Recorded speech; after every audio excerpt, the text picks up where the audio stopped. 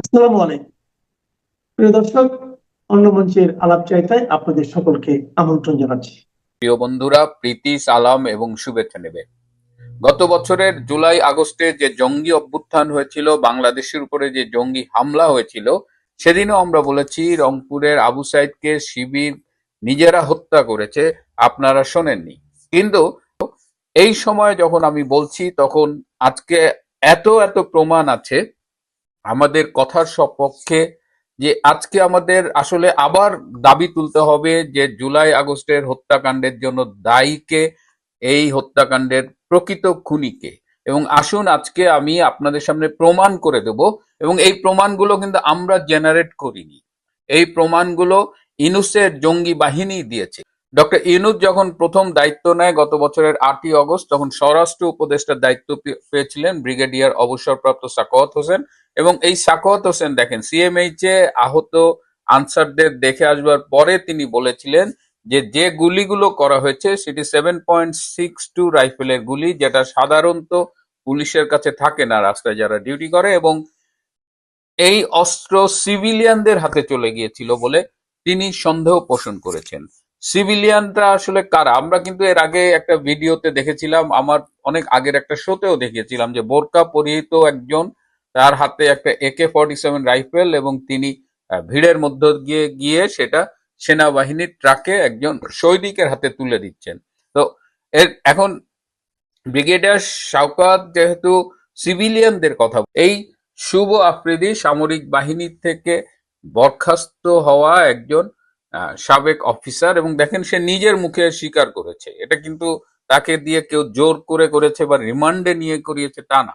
তাদের পক্ষের লোকই কিন্তু আবার বিভিন্ন সময়ে প্রমাণ দিয়ে দিয়েছে, তারা মেট্রো রেল ভেঙেছে, তারা এই সেতু ভবন ভেঙেছে।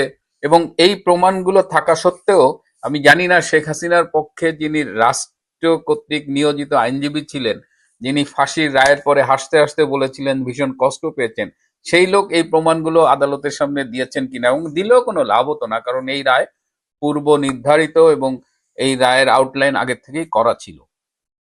এখন এই যে এতগুলো হত্যাকাণ্ড সংগঠিত হলো, এবং ডক্টর ইউনূস 2-3 দিন আগে সেনাবাহিনীর উদ্দেশ্যে একটি বক্তব্যে বলেছেন যে সেনাবাহিনী তাদের এই জঙ্গি অভ্যুত্থানে হেল্প করেছে, এটা আসলে সেনা এবং জঙ্গিদের একটা সম্মিলিত অভ্যুত্থান ছিল। এবং ডক্টর ইউনূস আরো বলেছেন যে এর সাথে বিদেশি শক্তিও জড়িত ছিল। আমরা বলি যে ডক্টর ইউনূস এর আগে যিনি মাহফুজ নামের একটা বাচ্চা ছেলেকে নিউ ইয়র্কে বলেছেন মাস্টার মাইন্ড, কিন্তু ডক্টর ইউনূস নিজে মাস্টার মাইন্ড ছিলেন, এবং ডক্টর ইউনূস এই যে বিদেশে বসে দেশ বিরোধী ষড়যন্ত্র, শেখ হাসিনা বিরোধী ষড়যন্ত্র, সেখানে ফান্ডিং করেছেন। আগস্টের 5 তারিখের আগে তিনি প্যারিসে ছিলেন, তখনও তিনি ফোনে অনেকের সাথে যোগাযোগ করেছেন। এখন আমি প্রশ্ন তুলতে চাই যে হত্যাকাণ্ডের দায় ইউনূস এবং তার জঙ্গি বাহিনীর, যে হত্যাকাণ্ডগুলো তারা সংগঠিত করেছে তার স্বীকারোক্তি আছে, সেখানে আমরা তো বলতে চাই যে প্রতিটা মৃত্যুর একদম বিশদ তদন্ত হোক, বের করা হোক, এবং বের করলে দেখা যাবে যে অধিকাংশ হত্যাই ইউনূসের জঙ্গি বাহিনী করেছে। কিছু হত্যা পুলিশ করেছে, ইটস ট্রু, কারণ যখন রাষ্ট্রীয় গুরুত্বপূর্ণ স্থাপনা আক্রান্ত হয় তখন হয়তো তার স্থানীয় ম্যাজিস্ট্রেট বা যারা থাকে তাদের নির্দেশে হয়তো পুলিশ গুলি করে, এবং সেই গুলিতে কিছু ক্যাজুয়ালিটি হতে পারে। কিন্তু একথা জোর দিয়ে বলা যায় যে এই মৃত্যুর অধিকাংশই ইউনূসের কিলার বাহিনী দ্বারা সংঘটিত হয়েছে। এই টোটাল জুলাই আগস্টে প্রচুর পুলিশ মারা গেছে, সরকারিভাবে বলা হচ্ছে 44 জন পুলিশ মারা গেছে, কিন্তু বাস্তবে এই সংখ্যা 3000 পর্যন্ত হতে পারে। অনেক পুলিশ আজ অব্দি মিসিং। এই পুলিশদের কারা হত্যা করলো সেই বিচারটা কেন আজ পর্যন্ত হচ্ছে না? তাড়াহুড়া করে আইসিটিতে একটা বানোয়াট মিথ্যে মামলায় শেখ হাসিনাকে খুনের দায়ে একটা মৃত্যুদণ্ডের রায় দিয়ে একটা মানে, এর ফলে কি হয়েছে, অধিকাংশ মানুষ এবং পৃথিবীর অধিকাংশ সংস্থা বলেন, দেশ বলেন, তারা কিন্তু এই বিচারটাকে প্রত্যাখ্যান করেছে। কেবলমাত্র যারা একদম ডাইহার্ট রাজাকার, ডাইহার্ট জামাত শিবির কিংবা বিএনপির এক অংশ যারা জামাতেরই অপভ্রংশ বলে আমরা মনে করি, তারা ছাড়া সবাই এটি প্রশ্ন তুলছে। আওয়ামী লীগের উচিত হবে, যারা শেখ হাসিনার পক্ষে কাজ করছেন তাদের উচিত হবে এই বিশ্বের কাছে তুলে ধরা যে জুলাই আগস্টের হত্যাকাণ্ডের মূল খুনি হলো ডক্টর ইউনূস এবং তার অনুসারীরা। সব তথ্য প্রমাণ বিশ্লেষণ করে এবং দেখে একথা নিশ্চিত করে বলা যায় যে শেখ হাসিনার নির্দেশে একটিও হত্যাকাণ্ড সংঘটিত হয়নি এবং তিনি কোনো খুনের বা হত্যার নির্দেশ দেননি। যে নয়াদিল্লির প্রেস ক্লাব অফ ইন্ডিয়াতে বাংলাদেশ আওয়ামী লীগের পক্ষ থেকে নিযুক্ত আন্তর্জাতিক এক আইনি সংস্থা এবং দলটির শীর্ষ নেতারা একটি সংবাদ সম্মেলন করেন। এই সম্মেলনের মূল উদ্দেশ্য ছিল 2024 সালের জুলাই আগস্টের গণ অভ্যুত্থান নিয়ে জাতিসংঘের মানবাধিকার বিষয়ক হাই কমিশনার ভলকার তুর্কের কুখ্যাত ভলকার তুর্কের রিপোর্টের তীব্র বিরোধিতা করা হয় এবং সেটিকে একেবারে নিরপেক্ষ নয়, একপাক্ষিক হিসাবে দাবি করা হয়। সম্মেলনের বিস্তারিত তথ্য যেটুকু জানতে পারা যাচ্ছে এবং যেটা সংবাদ মাধ্যমে সারা ভারতের প্রায় সমস্ত সংবাদ মাধ্যমেই এই খবরটা তুলে ধরা হয়েছে। প্রধান সেখানকার মূল আলোচক কারা ছিলেন এবং প্রতিনিধি দলে কারা ছিলেন সেটা একটু দেখা যাক, কারাই সংবাদ সম্মেলনে ছিলেন। প্রথম নাম ডক্টর হাসান মাহমুদ, সাবেক পররাষ্ট্রমন্ত্রী। এরপর মহিবুল হাসান চৌধুরী নৌফেল, তিনি সাবেক শিক্ষামন্ত্রী। নিঝুম মজুমদার, খুবই পরিচিত নাম, ভারতেও তো বটেই। তিনি ইন্টারন্যাশনাল ক্রাইমস যে রিসার্চ ফাউন্ডেশন ICRF তার লিগ্যাল টিমের প্রধান এবং ব্যক্তিগতভাবে তিনি ব্যারিস্টার। এছাড়া যুক্তরাজ্য ও যুক্তরাষ্ট্র ভিত্তিক আওয়ামী লীগের বেশ কয়েকজন প্রতিনিধি সেখানে বক্তা হিসেবে উপস্থিত ছিলেন মঞ্চে। আলোচনার প্রধান বিষয়বস্তু কি ছিল? সম্মেলনে আইনজীবীরা কয়েকটি সুনির্দিষ্ট পয়েন্টে তাদের বক্তব্য পেশ করেন। রিপোর্টের তারা বলেন যে জাতিসংঘের হাই কমিশনারের যে রিপোর্ট সেটা শুধুমাত্র আন্দোলনকারীদের ওপর বলপ্রয়োগের বিষয়টি বলেছে, কিন্তু সে সময় পুলিশ সদস্য হত্যা, রাষ্ট্রীয় স্থাপনা, মেট্রো রেল, বিটিভি ভবন ধ্বংস করা, আওয়ামী লীগের নেতাকর্মীদের উপর যে ভয়াবহ সহিংসতা চালানো হয়েছে রিপোর্টে তা সম্পূর্ণ উপেক্ষিত। ভলকার তুর্কের অভিযোগ খণ্ডন করে সেখানে বলা হয় যে নির্বিচার হত্যার অভিযোগ ভলকার তুর্ক করেছেন, তাকে রাজনৈতিক উদ্দেশ্য প্রণোদিত বলে আখ্যা দেয়া হয়। আইনজীবীরা দাবি করেন আইন শৃঙ্খলা রক্ষাকারী বাহিনী তখন রাষ্ট্রের নিরাপত্তা সুনিশ্চিত করতে বাধ্য হয়ে ন্যূনতম বলপ্রয়োগ করেছিলেন। আর প্রমাণ উপস্থাপনা, সম্মেলনে কিছু ভিডিও ক্লিপ এবং নথিপত্র, অডিও ভিডিও প্রদর্শিত হয় যেখানে আন্দোলনকারীদের একাংশকে সশস্ত্র অবস্থান নিতে এবং সশস্ত্র অবস্থায় এবং অগ্নিসংযোগে লিপ্ত থাকতে দেখা গেছে। আন্তর্জাতিক ট্রাইব্যুনালের যে বৈধতা, যার উপরে ভিত্তি করে ভিত্তি করে ICT আন্তর্জাতিক অপরাধ ট্রাইব্যুনাল শেখ হাসিনা এবং আসাদুজ্জামান কামালকে মৃত্যুদণ্ড দিয়েছে, সেইটার বৈধতা কিন্তু সম্পর্কে প্রশ্ন তোলা হয়। সেখানে বলা হয়েছে যে ওই আন্তর্জাতিক অপরাধ ট্রাইব্যুনালে যে বিচার কার্য হয়েছে তার ভিত্তি হচ্ছে এই ভলকার তুর্কের যে রিপোর্ট, সেই রিপোর্ট। অথচ ওই রিপোর্টেই বলা রয়েছে যে এটার মধ্যে শেষে ডিসক্লেমার দেয়া হয়েছে। সেই ডিসক্লেমারে বলা হয়েছে যে এই রিপোর্টে যা বলা হয়েছে তা সব সময় সেটাকে দেখা হয়নি, বিচার করে দেখা হয়নি, অর্থাৎ প্রমাণ ছাড়াই সেগুলো তুলে নিয়ে আসা হয়েছে। ফলে বাংলাদেশে বর্তমানে যে আন্তর্জাতিক অপরাধ ট্রাইব্যুনাল এখনো বিচার কার্য চালাচ্ছে তার নিরপেক্ষতা ও স্বচ্ছতা নিয়ে প্রচণ্ড বড় একটা প্রশ্ন তোলা হয় এবং বলা হয় এটা হচ্ছে একেবারে রাজনৈতিক প্রতিহিংসা। এরপর সাংবাদিকদের প্রশ্নোত্তর পর্ব হয়। এটা প্রথম দিকে ঠিক ছিল না, পরবর্তী সময় প্রথমে ঠিক ছিল যে প্রশ্নোত্তর পর্ব বলে কিছু থাকবে না, কিন্তু পরবর্তী সময়ে এই প্রশ্নোত্তর পর্বটা গ্রহণ করা হয়। সেখানে বলা হয় সংবাদ সম্মেলনে উপস্থিত ভারতীয় আন্তর্জাতিক সাংবাদিকদের প্রশ্নের জবাবে আইনি প্রতিনিধি দল কিছু গুরুত্বপূর্ণ মন্তব্য করেন।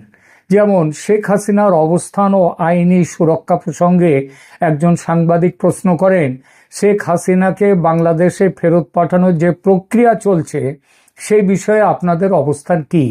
জবাবে আইনজীবীরা বলেন, শেখ হাসিনার বিরুদ্ধে আনা অভিযোগগুলো রাজনৈতিক। আমরা আন্তর্জাতিক আদালতে প্রমাণ করব যে তিনি কোনো অপরাধ করেননি এবং তাকে যথাযথ আইনি সুরক্ষা দেয়া বাধ্যতামূলক যে কোনো রাষ্ট্রের পক্ষে।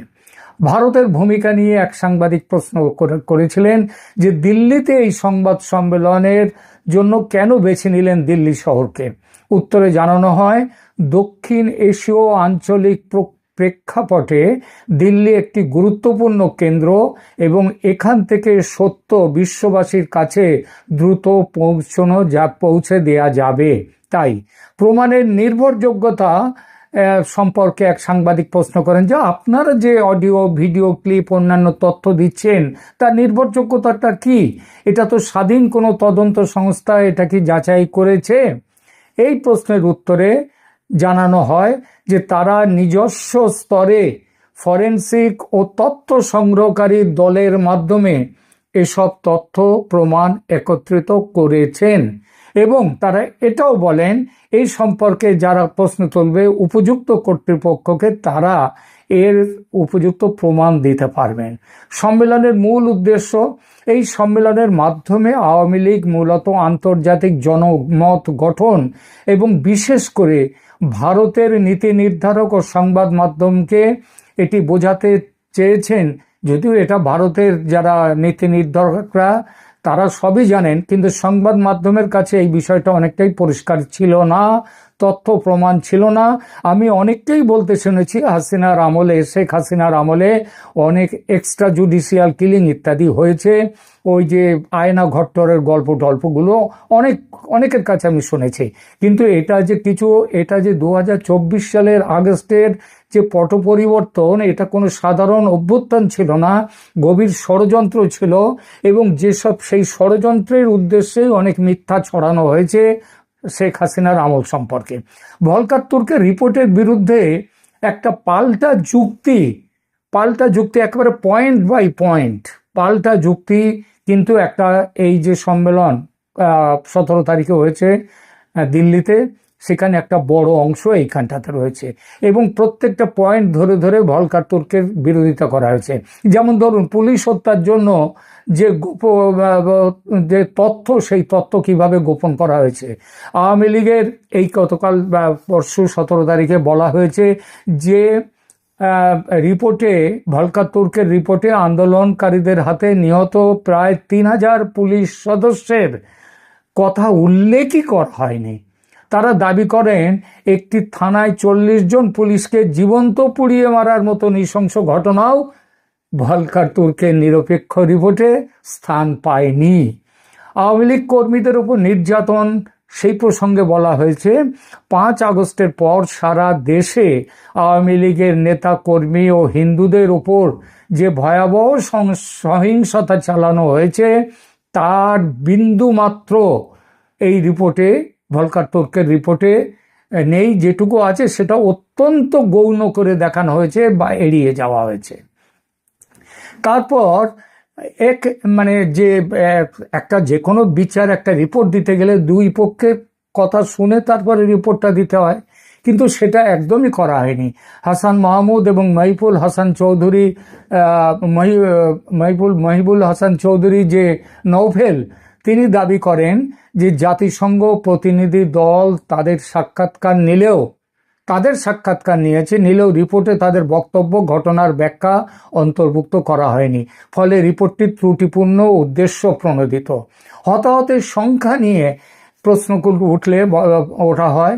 সেখানে বলা হয় রিপোর্টে উল্লেখিত 1400 জনের মৃত্যুর সংখ্যাকে অতিরঞ্জন বলে দাবি করা হয়। এর বড় একটা অংশই ছিল আওয়ামী লীগ কর্মী ও আইন শৃঙ্খলা বাহিনীর সদস্যদের হত্যাকাণ্ড, যাদের কথা গোপন রাখা হয়েছে।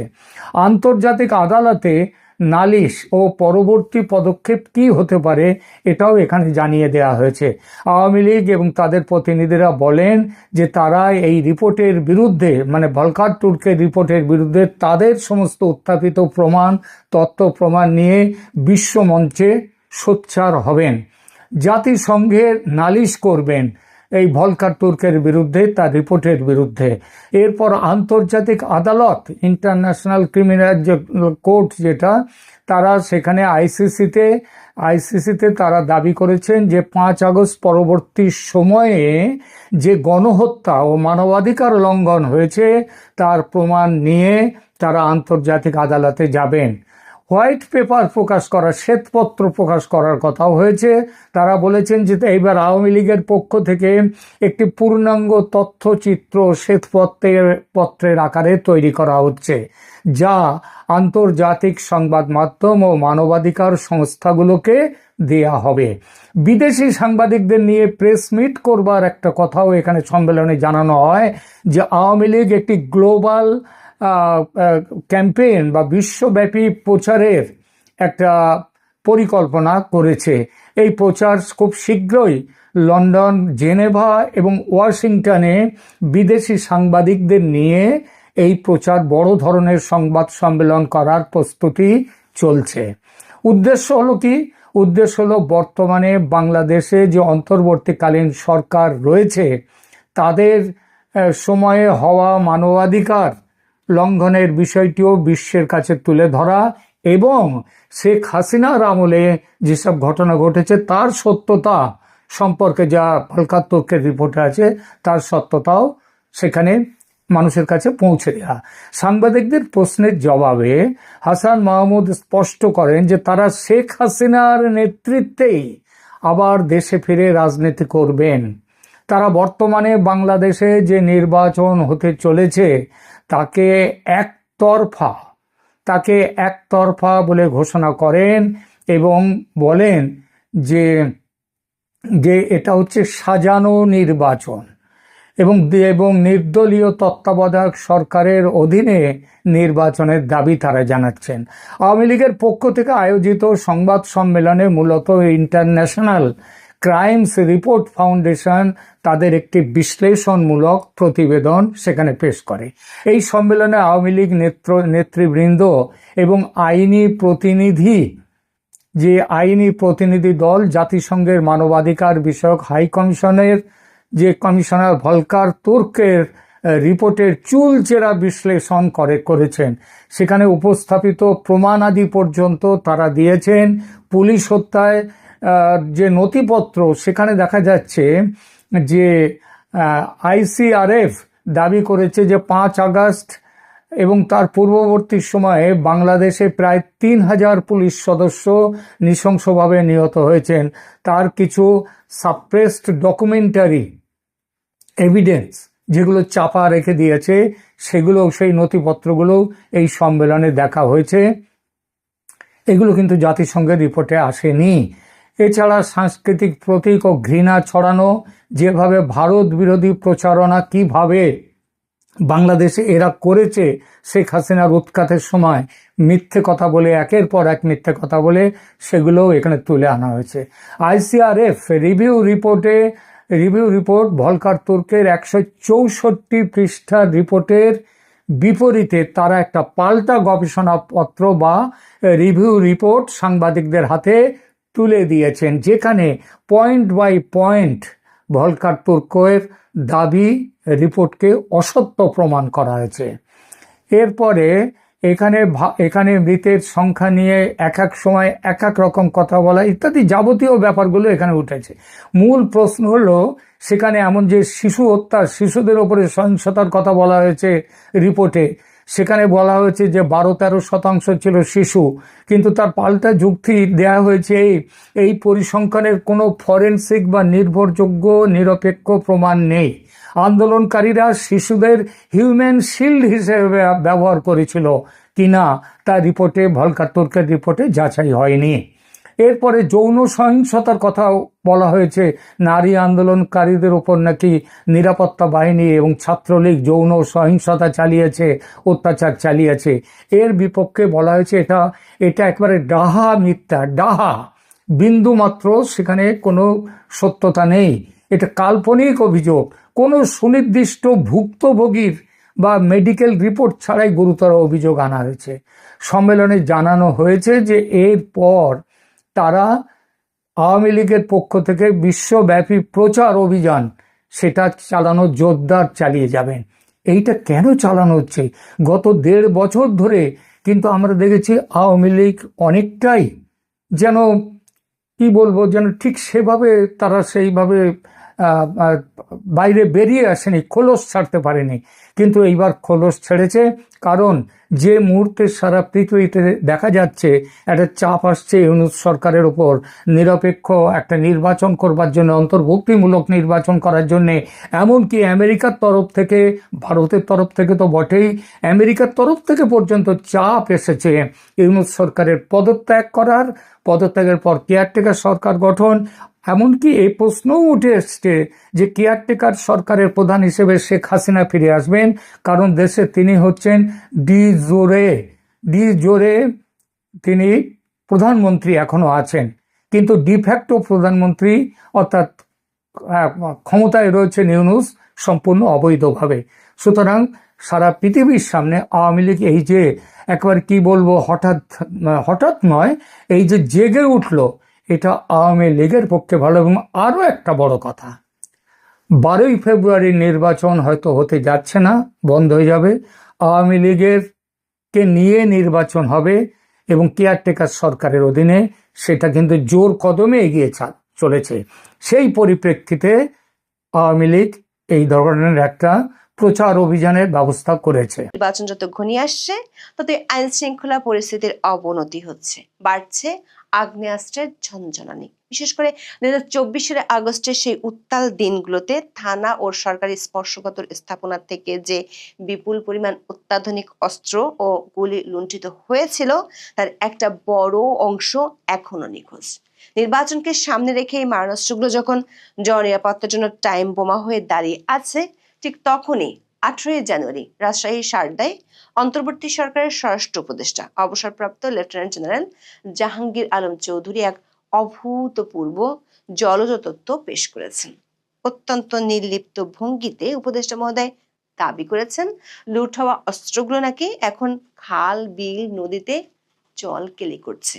তিনি আরো এক ধাপে গিয়ে গ্যারান্টি দিয়ে বলেছেন, এই লুণ্ঠিত অস্ত্র নির্বাচনে ব্যবহৃত হবে না।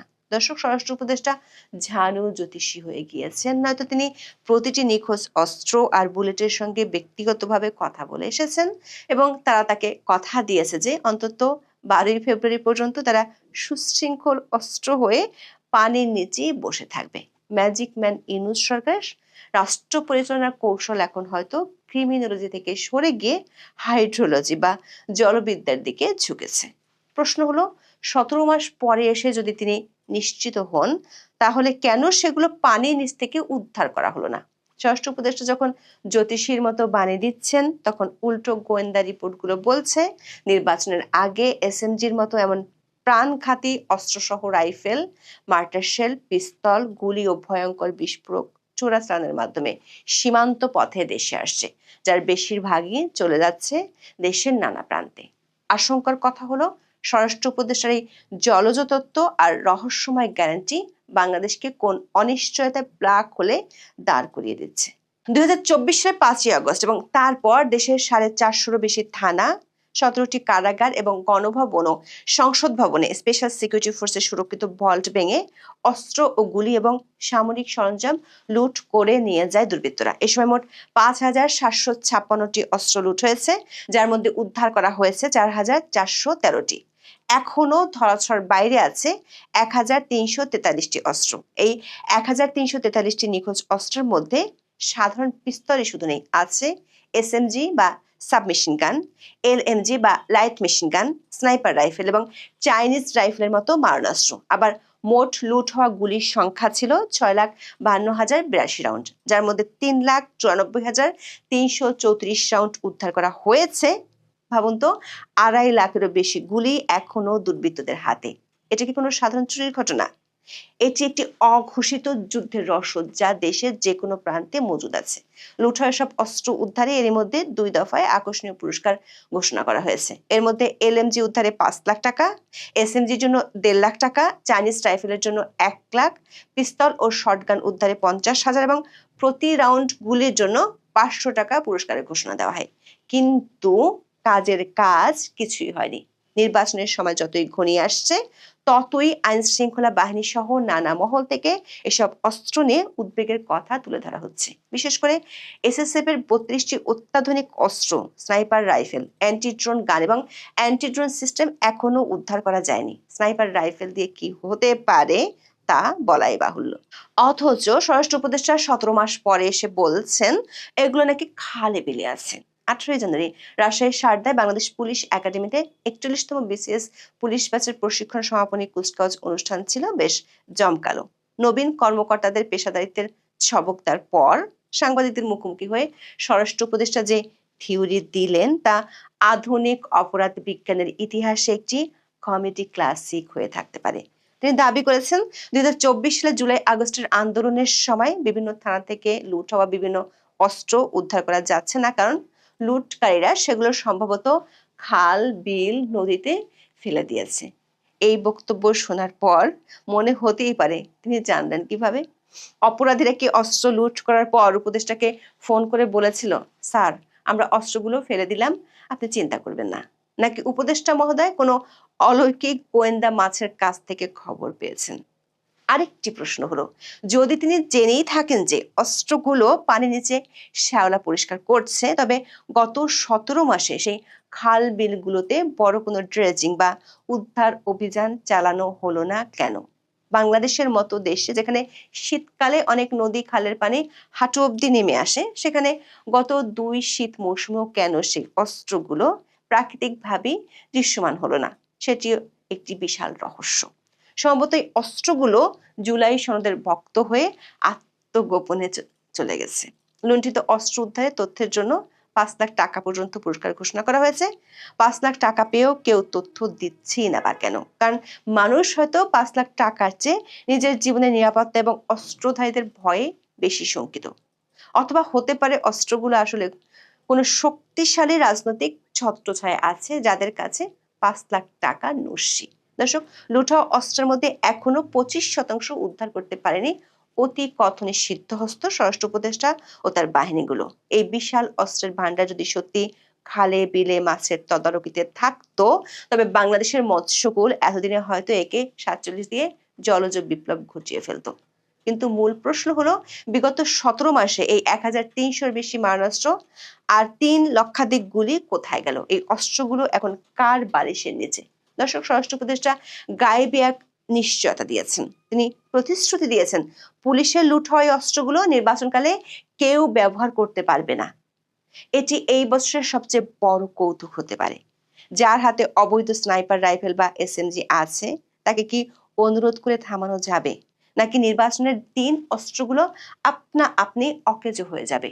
এই নিশ্চয়তা দেওয়ার অর্থ দুটি হতে পারে। এক, তিনি জানেন অস্ত্রগুলো কার কাছে আছে এবং তাদের সাথে সরকারের কোনো তলে তলে সমঝোতা হয়েছে।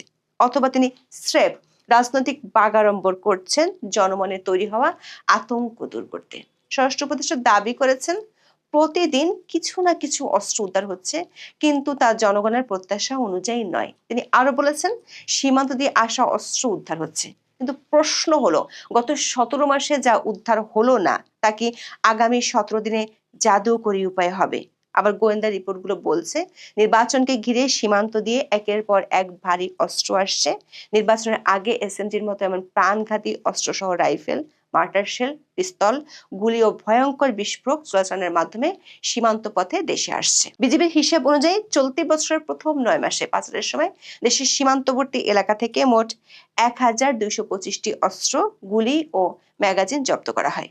তবে সীমান্তে জব্দ হওয়া অস্ত্রের কয়েক গুণ বেশি অস্ত্র দেশের অভ্যন্তরে ঢুকে পড়ে বলে মনে করেন বিশেষজ্ঞরা। দর্শক, নির্বাচনের আগে লুট হওয়া অস্ত্রের মতোই আরেক আতঙ্ক হলো জেল পলাতক জঙ্গিরা।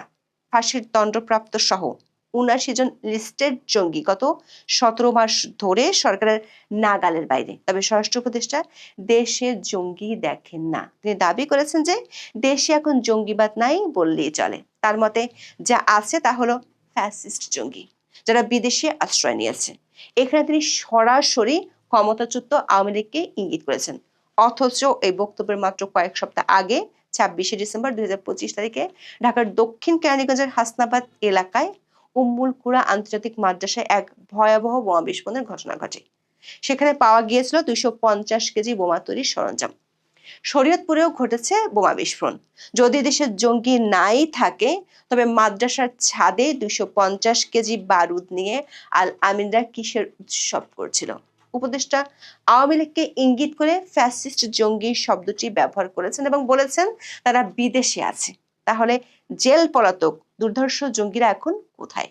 তারা কি সবাই বিদেশে বসে ফ্যাসিজমের বই লিখছে, নাকি দেশের ভিতরেই লুট হওয়া অস্ত্রগুলো দিয়ে কোনো বিশাল ব্লুপ্রিন্ট তৈরি করছে?